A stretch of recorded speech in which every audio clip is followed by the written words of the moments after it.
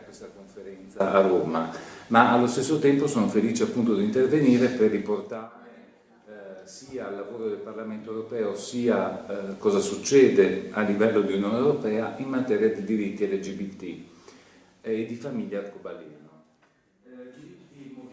So, Rights on the Move is the title of the conference that you have organized. Rights on the Move is the title of the conference you've organized, and one immediately imagines the idea of the European Union, rights, LGBT rights on the move, which means freedom of movement rights in the European Union. These two topics were fostered in parallel by the European Union as the fundamental pillars of the EU growth and development. LGBT rights are protected by a number of directives. The Treaty of Lisbon and the Charter of Fundamental Rights have included very clear and unavoidable articles on the prevention of discrimination on grounds of sex. At the same time, the European Union, in its treaties and in the 2004 Directive on Freedom of Movement, provides for citizens' freedom to move in the European Union. That is one of the 4 fundamental rights. The European Union often neglects that citizens are at the core of the European Union project. Therefore, their freedom of movement is essential, just as the free movement of goods, services, and financial flows.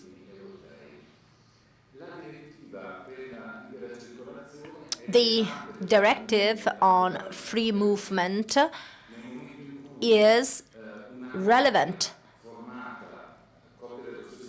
for rainbow families. When a same-sex couple that is made up of a European national and a non-European national moves to another member state that does not acknowledge their right to marriage, this couple will probably be faced with tremendous challenges, and the spouse may be at risk of being expelled.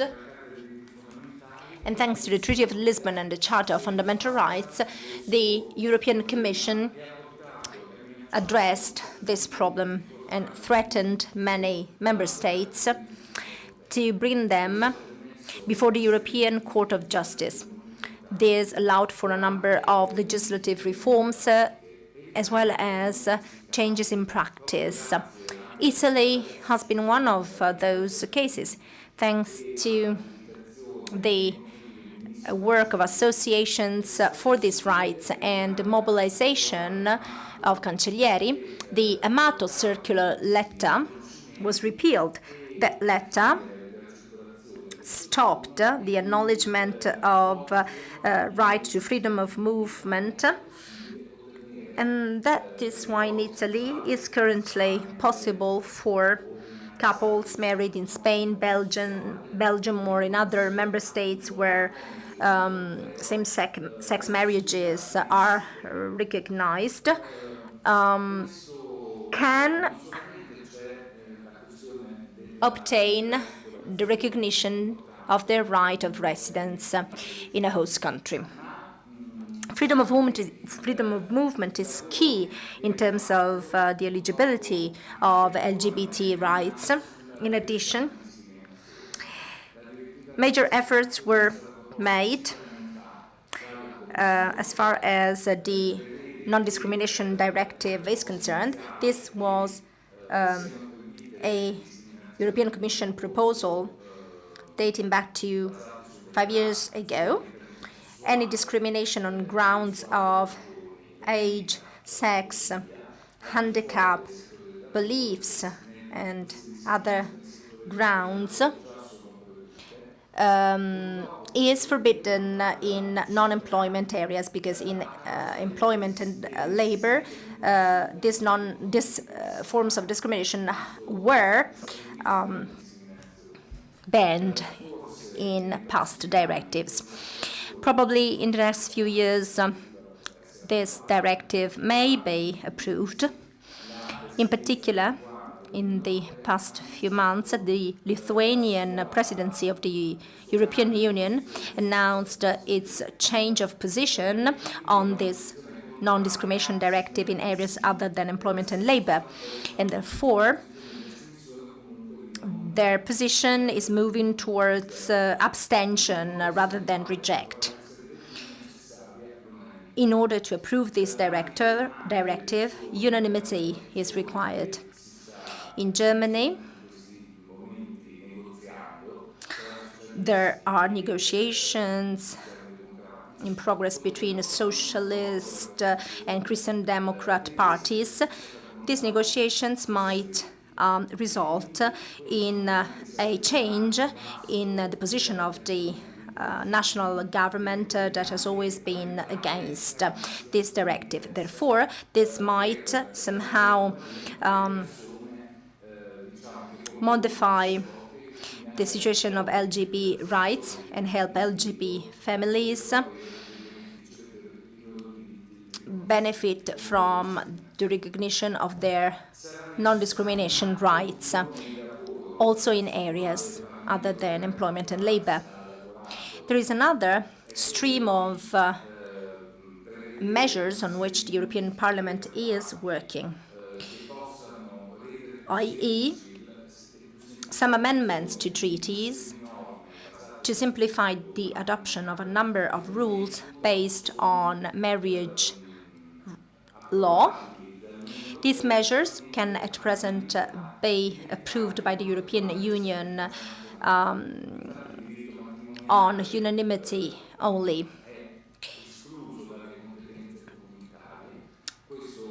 And marriage law is not part of the EU competence, owing to resistance from Poland, the UK, and other member states who are extremely jealous of their jurisdiction in these matters, which are extremely hot and delicate in terms of national sovereignty, especially as far as homosexual couples are concerned.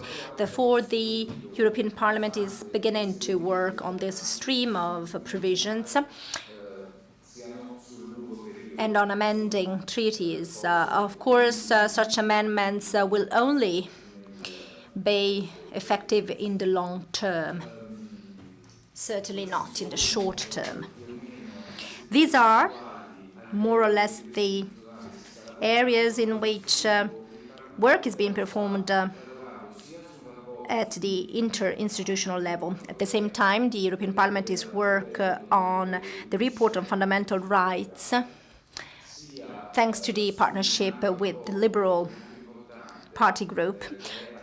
They're also working on a report by Mr. Lunacek from the Green Party of the European Parliament. These members of the European Parliament are asking, on behalf of the European Parliament, a number of steps and progress in terms of LGBT rights. A roadmap is being asked in the European Union that will establish a schedule of actions to be implemented in the European Union by EU member states in order to enable LGBT rights to progress.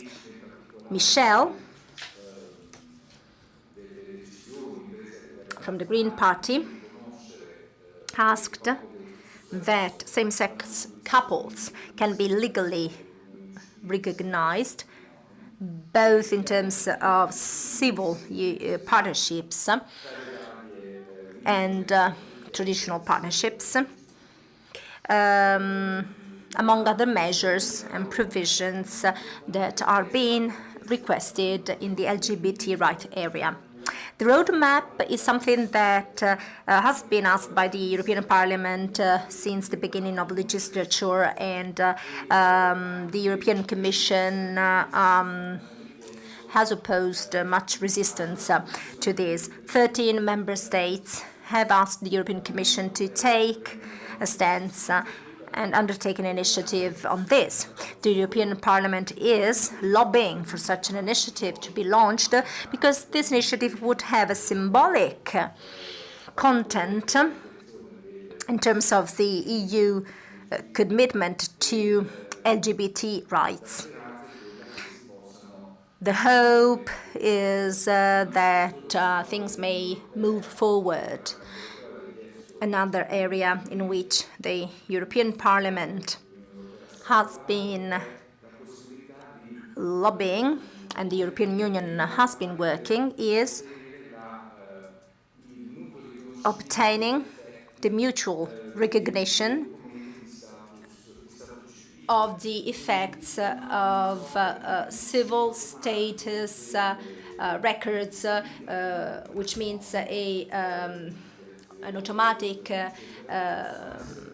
recognition of acts of the register of births, deaths, and marriages that can be exported also to other countries. This would mean that a same-sex couple married in Member State A and moving to Member State B may be entitled to a number of benefits, advantages, and rights recognized that are currently denied because sometimes member states oppose a law and order term or condition that stops this recognition. This is an element on which the European Parliament has mobilized many times, and a proposal from the European Parliament has been requested on a number of occasions. By the end of the year, the European Commission should publish an impact assessment survey based on which a bill could be passed. There's a number of areas of work, as you can notice. The European Parliament has always mobilized efforts to protect LGBT rights, hopefully with a view to the European elections and with the new European Commission mandate. Some progress can be made, also considering that both Malta and Greece and Croatia are working for the recognition of same-sex couples. Unfortunately, Italy is lagging behind in Europe, and we hope that it is not being taken over by the Vatican City in terms of LGBT rights. So we are the real light at present in Europe. We hope that Italians who will follow this conference can be mobilized to work together for Italy to make a leap forward on LGBT rights and the fundamental rights of all European nationals. Thank you, and have a fruitful conference.